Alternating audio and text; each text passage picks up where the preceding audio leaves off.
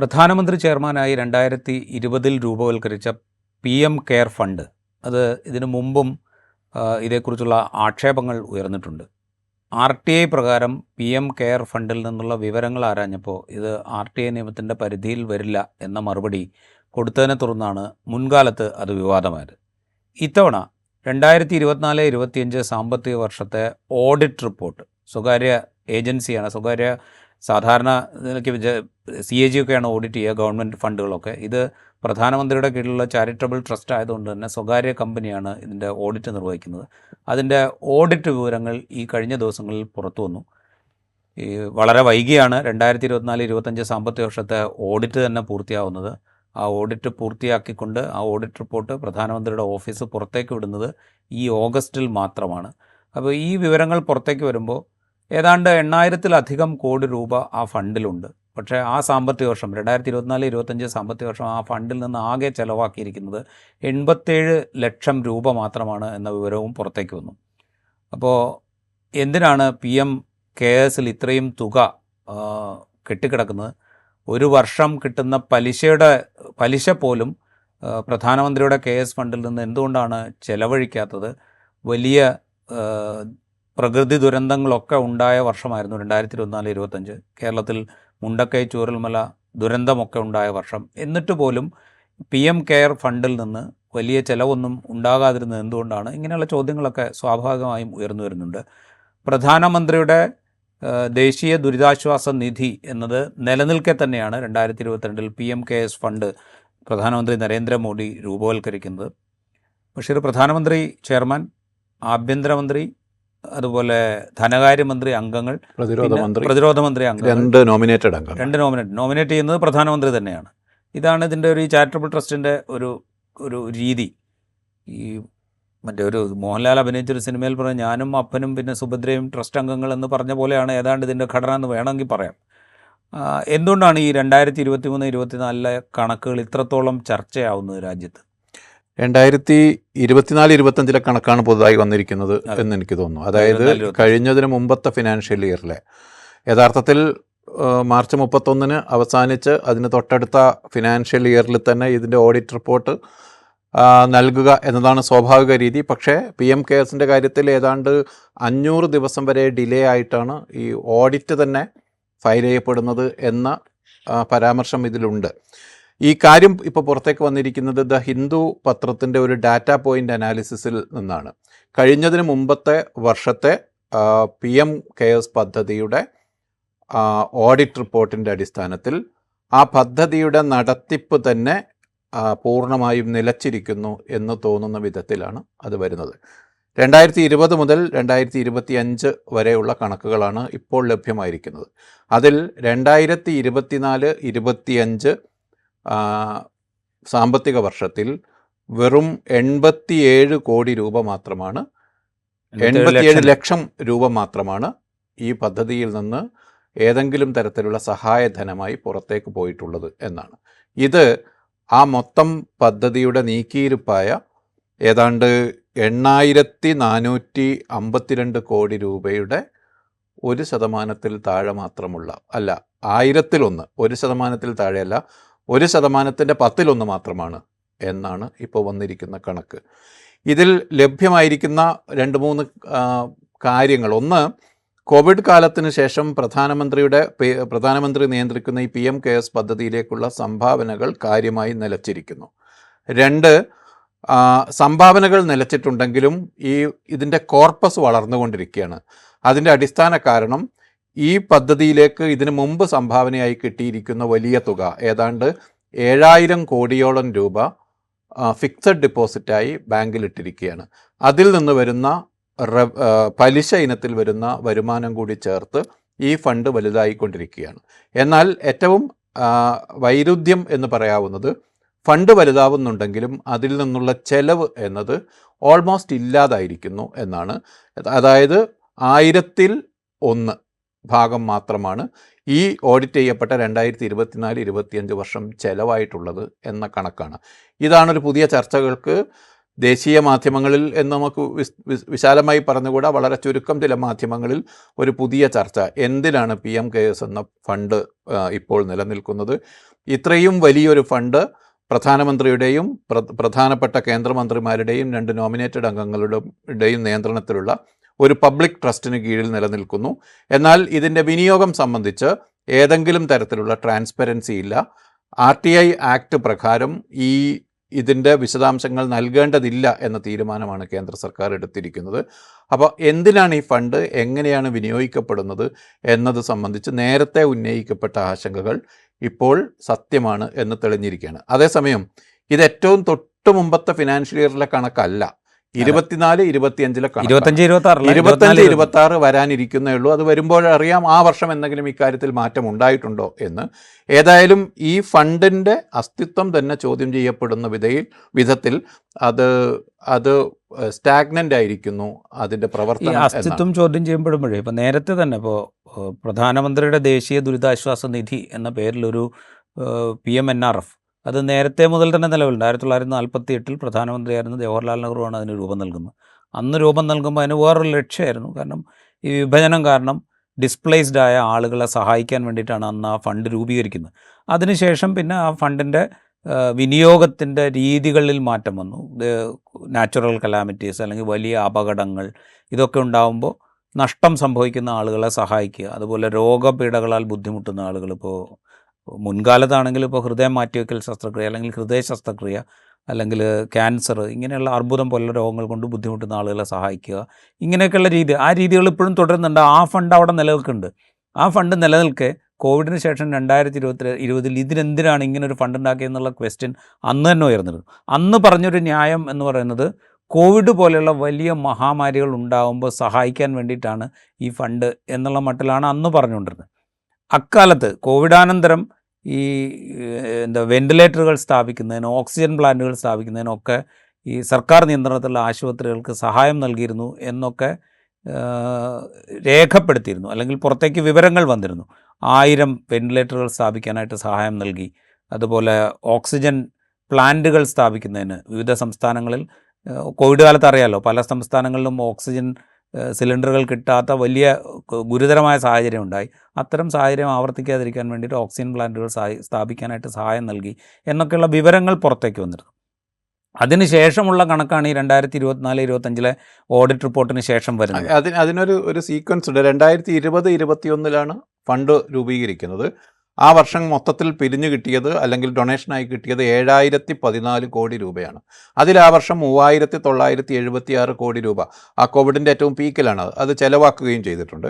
എന്നാൽ 2021-22 എത്തുമ്പോൾ ഈ ചെലവാക്കിയത് കഴിഞ്ഞ് 5416 കോടി രൂപ അക്കൗണ്ടിലുണ്ട്. അതിൽ നിന്ന് 1938 കോടി രൂപ ആ വർഷം 2021-22 ചെലവാക്കുന്നു. എന്നാൽ അതിനുശേഷം 2022-23 6284 കോടി രൂപ ബാലൻസ് ഉണ്ട്. 439 കോടി മാത്രമാണ് ചെലവാക്കുന്നത്. 23-24 എത്തുമ്പോൾ 7113 കോടി രൂപ ബാലൻസ് ഉണ്ട്. വെറും 15 കോടി രൂപ മാത്രമാണ് ചെലവാക്കുന്നത്. ഇപ്പോൾ ചർച്ചയിലായിരിക്കുന്ന, ഇപ്പോൾ ഡാറ്റ പുറത്തേക്ക് വന്നിരിക്കുന്ന വർഷം 2024-25 അതിൽ 8452 കോടി ബാലൻസ് ഉണ്ട്. വെറും 87.85 ലക്ഷം രൂപയാണ് ചെലവാക്കിയിരിക്കുന്നത്. അതായത് മൊത്തം ഫണ്ടിൽ ബാക്കിയുള്ളതിൻ്റെ 1000-1 മാത്രമാണ് ഒരു വർഷം ചെലവാക്കിയിരിക്കുന്നത്. ആ വർഷം വന്നു ചേർന്ന ഫണ്ടിൻ്റെ 1% പോലും ചെലവാക്കിയിട്ടില്ല. ഈ PM കെയർ ഫണ്ടിലേക്ക് ബജറ്ററി അലൊക്കേഷൻസ് ഒന്നുമില്ല, പബ്ലിക് സെക്ടർ അണ്ടർടേക്കിങ്സിൽ നിന്നുള്ള കോൺട്രിബ്യൂഷൻസ് ഒന്നുമില്ല, വോളണ്ടറി കോൺട്രിബ്യൂഷൻസ് മാത്രമേ ഉള്ളൂ. അതായത് മറ്റ് സ്ഥാപനങ്ങൾ, സ്വകാര്യ സ്ഥാപനങ്ങൾ, വ്യക്തികൾ, ഇവരുടെ കോൺട്രിബ്യൂഷൻസ് മാത്രമാണ്. പബ്ലിക് പൊതുമേഖലാ സ്ഥാപനങ്ങളുടെ CSR ഫണ്ട് വേണമെങ്കിൽ ഇതിൽ റൂട്ട് ചെയ്യാമെന്ന് തോന്നുന്നു. അതിന് എക്സംഷനും കൊടുത്തിട്ടുണ്ട്, അത് ടാക്സ് എക്സംഷൻ ഉണ്ട്.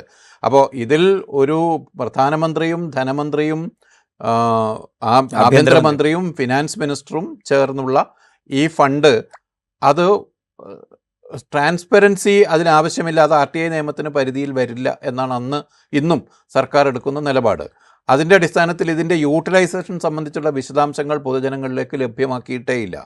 പല ഘട്ടങ്ങളിൽ ഡൽഹി ഹൈക്കോടതിയിൽ ഈ കേസ് വന്നപ്പോൾ ഇത് ഒരു പബ്ലിക് ട്രസ്റ്റാണ്, എന്നാൽ ഗവൺമെൻറ്റിന് കീഴിലുള്ളതല്ല എന്ന മട്ടിലുള്ള നിലപാടാണ് എടുത്തത്. അതുകൊണ്ട് അതിൻ്റെ പ്രൈവസി പാർട്ട് നിലനിൽക്കുന്നു. അതോടൊപ്പം അതിൽ ടാക്സ് എക്സംപ്റ്റ് ചെയ്ത് കൊടുത്തിരിക്കുന്ന സംഭാവനകൾ അത് പ്രൈവസി നിലനിൽക്കുന്ന ഭാഗമായതിനാൽ അത് വെളിപ്പെടുത്താൻ കഴിയില്ല എന്ന നിലപാടാണ് സർക്കാർ എടുത്തത്. അപ്പോൾ ഒരു സർക്കാരിന് കീഴിൽ ഉള്ള ഏറ്റവും പ്രധാനപ്പെട്ട ആളുകളാൽ നിയന്ത്രിക്കപ്പെടുന്ന ഒരു ഫണ്ട്, പക്ഷേ അതിൽ ഒരു തരത്തിലുള്ള സ്ക്രൂട്ടിനിയും സാധ്യമല്ല എന്ന നിലപാട് അന്ന് തന്നെ എടുത്തതാണ്. അതാണിപ്പോൾ കൂടുതലായി ക്വസ്റ്റ്യൻ ചെയ്യപ്പെടുന്നത്. സ്ക്രൂട്ടിനി സാധ്യമല്ല, അത് മാത്രമല്ല വരുന്ന പൈസ അത് FD ഇട്ടിട്ട് ആ FDക്ക് കിട്ടുന്ന പലിശ പോലും ഒരു സാമ്പത്തിക വർഷത്തിൽ സഹായധനമായി നാട്ടുകാർക്ക് കൊടുക്കുന്നില്ല എന്നുള്ളൊരു പ്രശ്നമുണ്ട്. ഇപ്പോൾ ഇത് നമ്മൾ ഈ 2024-25 സാമ്പത്തിക വർഷത്തിൽ ഓഡിറ്റ് റിപ്പോർട്ട് പുറത്തേക്ക് വരുമ്പോൾ ആ വർഷമുണ്ടായ ഗൗരവമുള്ള പ്രകൃതി ദുരന്തങ്ങളെക്കുറിച്ച് നമ്മൾ പരിശോധിച്ചു. ഈ പ്രകൃതി ദുരന്തങ്ങൾ എടുത്തു കഴിഞ്ഞ് കഴിഞ്ഞാൽ, പ്രകൃതി ദുരന്തമുണ്ടായാൽ നേരത്തെയുള്ള PMNRF, അതായത് 1948 മുതൽ രൂപീകരിച്ചിട്ടുള്ള നിലനിൽക്കുന്ന PMNRFൽ നിന്ന് വ്യക്തികൾക്ക് സഹായം ലഭിക്കുന്നുണ്ട്. ഇപ്പോൾ ആരെങ്കിലും മരിച്ചു പോയി കഴിഞ്ഞാൽ അവരുടെ കുടുംബാംഗങ്ങൾക്ക് 2 ലക്ഷം രൂപ കിട്ടും. പരിക്കേറ്റ് കഴിഞ്ഞാൽ 50,000 രൂപ വരെ ധനസഹായം കിട്ടും. അത് PMNRFൽ നിന്ന് PMNRFൻ്റെ ലക്ഷ്യങ്ങളായി നേരത്തെ തന്നെ നിർവഹിച്ചു വച്ചിരിക്കുന്ന രീതിയിലനുസരിച്ച് കൊടുക്കുന്നതാണ്. അത് മാത്രമേ കിട്ടൂ. അത് കഴിഞ്ഞാലും ഇപ്പോൾ മുണ്ടക്കൈ ചൂരൽമല ദുരന്തം ഉണ്ടായതുപോലെ വലിയ തോതിൽ വീടുകളും മറ്റ് ഭൗതിക സാഹചര്യങ്ങളും ഒക്കെ നശിച്ചുപോയി എന്ന് വിചാരിക്കുക. ഇത് റീപ്ലേസ് ചെയ്യാൻ വലിയ പണം ആവശ്യമായിട്ട് വരും. അത്തരം ദുരന്തങ്ങൾ ഇവിടെ മാത്രമല്ല, ഇന്ത്യയിൽ പല ഭാഗങ്ങളിലും ഉണ്ടായിട്ടുണ്ട്. അവിടെയൊക്കെ ഈ മരിച്ചുപോയവർക്കോ പരിക്കേറ്റവർക്കോ PMNRFൽ നിന്ന് പൈസ കിട്ടിയിട്ടുണ്ട്. എക്സാക്ട്ലി അതാണ് സംഭവിച്ചിരിക്കുന്നത്. ഇപ്പോൾ 2024-25 വർഷത്തെ രാജ്യത്തെ കണക്കെടുത്താൽ ഏതാണ്ട് 8 സംസ്ഥാനങ്ങളിൽ ഫ്ലഡ് ഉണ്ടായിട്ടുണ്ട്. പല ഇടങ്ങളിൽ മറ്റു പ്രകൃതി ദുരന്തങ്ങൾ ഉണ്ടായിട്ടുണ്ട്. മുണ്ടക്കൈ ദുരന്തം സംഭവിച്ചത് എക്സാക്ട്ലി ഈ ഒരു കണക്ക് വന്നിരിക്കുന്ന ഈ പീരീഡിലാണ്. മുണ്ടക്കൈ ദുരന്തത്തിന് പ്രധാനമന്ത്രിയുടെ PMNRFൽ നിന്ന് 2 ലക്ഷം രൂപ ദുരന്തബാധിതർക്ക് കൊടുക്കാനുള്ള തീരുമാനമുണ്ടായിട്ടുണ്ട്. എന്നാൽ ഇത്രയും വലിയ കോർപ്പസ് അവിടെ നിലനിൽക്കെയാണ് കേരളത്തിൽ, ഒരുപക്ഷെ കേരളത്തിൻ്റെ ചരിത്രത്തിൽ ഏറ്റവും വലുതാണ്, സമീപകാലത്ത് ഇന്ത്യ കണ്ടതിൽ വെച്ച് ഏറ്റവും വലിയൊരു ദുരന്തം നടന്നിട്ടും PM കെയേഴ്സ് എന്ന പദ്ധതിയിൽ നിന്ന് 1 രൂപ പോലും അതിൻ്റെ ആവശ്യങ്ങൾക്ക് വേണ്ടി ചെലവാക്കപ്പെട്ടില്ല എന്നത് അവിടെ നിലനിൽക്കുന്നു. ആ വർഷമാണ് വെറും 87 ലക്ഷം മാത്രം ചെലവാക്കുകയും ഏതാണ്ട് 8,000 കോടി രൂപയുടെ നീക്കിയിരിപ്പ് ഈ ഫണ്ട് ഈ കോർപ്പസിൽ ബാക്കി ആവുകയും ചെയ്യുന്നത്. ഇതാണ് ഒരു വൈരുദ്ധ്യമായി മുണ്ടക്കൈ ചൂരൽമല പറഞ്ഞതുകൊണ്ട് ഈ PM കെയേഴ്സിൽ നിന്ന് 1 രൂപ പോലും കൊടുത്തില്ല എന്നുള്ളത് ഒരു ഫാക്ടർ.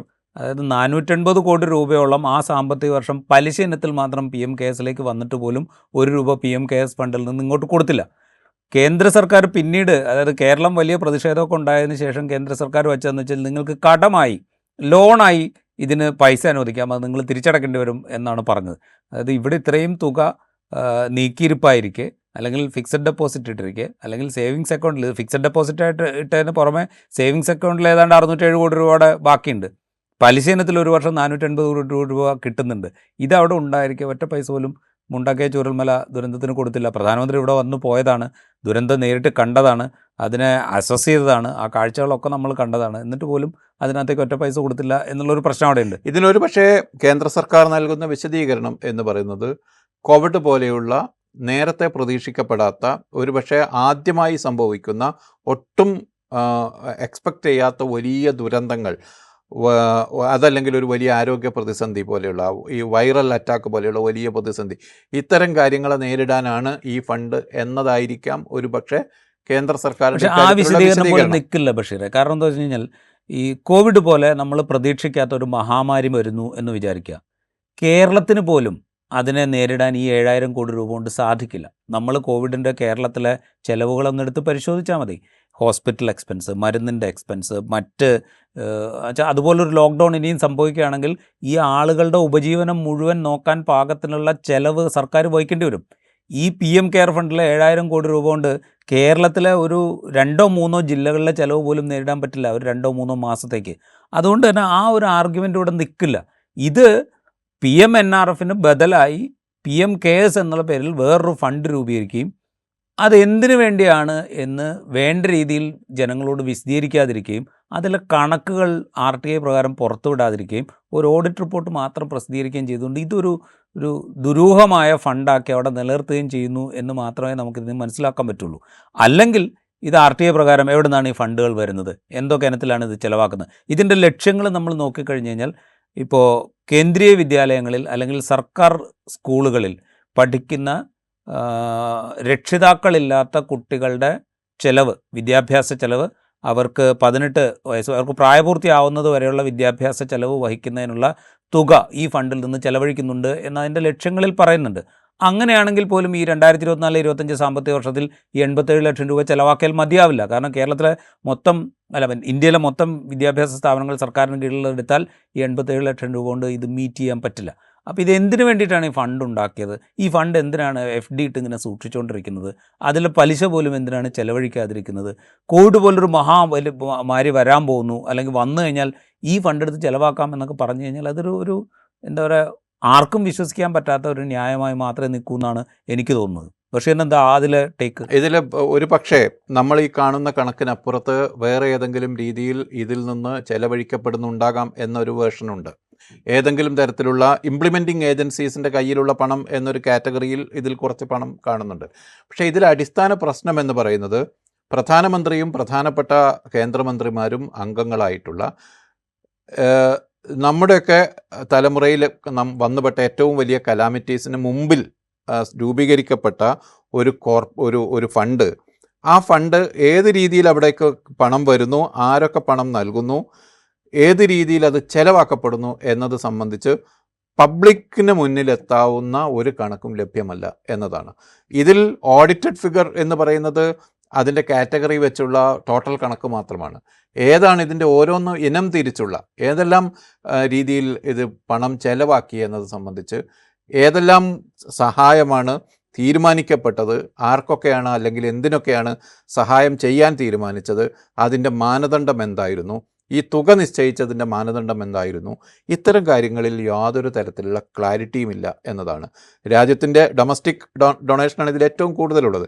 രാജ്യത്തിൻ്റെ വിവിധ ഭാഗങ്ങളിൽ നിന്ന് പിരിച്ചെടുത്ത ഈ 8000 കോടി രൂപയ്ക്ക് അത് അർഹിക്കുന്ന രീതിയിലുള്ള സുതാര്യതയില്ല എന്നതാണ് ഇപ്പോഴും നമുക്ക് ഉറപ്പിച്ച് പറയാവുന്ന കാര്യം. ഈ ഫണ്ട് ചെലവാക്കിയതിൽ എന്തെങ്കിലും തരത്തിലുള്ള വകവിട്ട് ചെലവാക്കിയിട്ടുണ്ടെന്നോ അഴിമതി നടന്നിട്ടുണ്ടെന്നോ ഒന്നും നമുക്കിപ്പോഴും പറയാനാവില്ല. പക്ഷേ അതില്ല എന്ന് പറയാനുള്ള സുതാര്യത ഈ പദ്ധതിക്കില്ല എന്നതാണ്. ഇത് പറയുമ്പോഴേ വേറൊരു കാര്യം കൂടെ നമ്മൾ ആലോചിക്കണം. PMNRF എന്ന് പറയുന്നത് 1948 മുതൽ തുടങ്ങിയിരിക്കുന്ന ആ സ്കീം പോലും ഈ PMKS വന്നതിന് ശേഷം കുറച്ച് ദുർബലമായിട്ടുണ്ട് എന്ന് വേണമെങ്കിൽ നമുക്ക് പറയാം. കാരണം വെച്ച് കഴിഞ്ഞാൽ ഈ ഗവൺമെൻറ്റിൻ്റെ ഔദ്യോഗിക വെബ്സൈറ്റ് ഉണ്ട് PMNRFൻ്റെ. ആ വെബ്സൈറ്റിൽ പോയി കഴിഞ്ഞാൽ 2015-16 മുതലുള്ള 26-27 ഒരു 10 വർഷത്തെ ഈ കണക്ക് അതിലുണ്ട്. അതിലേക്ക് വന്ന പൈസ, ചിലവായ പൈസ എന്നുള്ളത്. അതായത് ഒരു 800 കോടിയാണ് ഒരു സാമ്പത്തിക വർഷം പരമാവധി അതിലേക്ക് വരുന്നത്. ഈ പറയുന്ന എല്ലാ സൗകര്യങ്ങളും, അതായത് ഇപ്പോൾ അതിലേക്ക് ഡൊണേറ്റ് ചെയ്ത് കഴിഞ്ഞാൽ ടാക്സ് എക്സെപ്ഷൻ അടക്കം എല്ലാ സംഗതികളും ഈ PMNRFനും ബാധകമാണ്.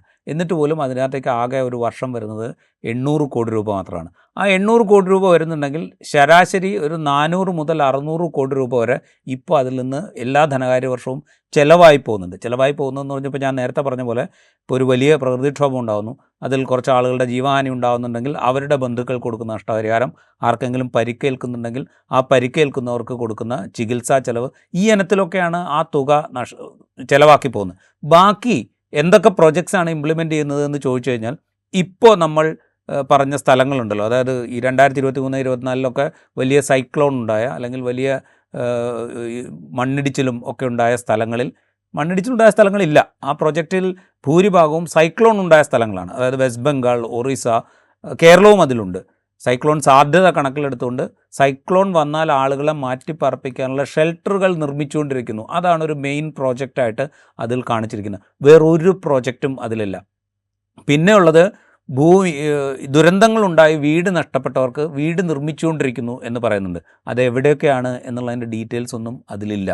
സുനാമി ഉണ്ടായി 2004-ലാണെന്ന് തോന്നുന്നു സുനാമി ഉണ്ടായത്. 2004 സുനാമി ഉണ്ടായി വീട് നഷ്ടപ്പെട്ടവർക്ക് PMNRF പ്രകാരം വീട് നിർമ്മിച്ചു കൊടുത്തുകൊണ്ടിരിക്കുന്നു എന്നുള്ളത് പോലും ഇപ്പോഴും ആ സൈറ്റിൽ കിടക്കുന്നുണ്ട്. അതായത് ഈ PMKS വന്നതിന് ശേഷം PMNRF എന്ന് പറയുന്നതിൻ്റെ രീതി ഏതാണ്ട് ഈ ദുരന്തത്തിൽ ജീവഹാനി ഉണ്ടായാൽ ആ ജീവഹാനി ഉണ്ടായ ആളുകളുടെ ബന്ധുക്കൾക്ക് പണം കൊടുക്കുക, ചികിത്സയ്ക്ക് പണം ഈ രണ്ട് കൊടുക്കുന്നത് മാത്രം- കേസുകളും ചേർത്ത് ഹൈക്കോടതിയിൽ ഒരു കേസ്, ഡൽഹി ഹൈക്കോടതിയിലാണെന്ന് തോന്നുന്നു ഒരു കേസ് വന്നിരുന്നു.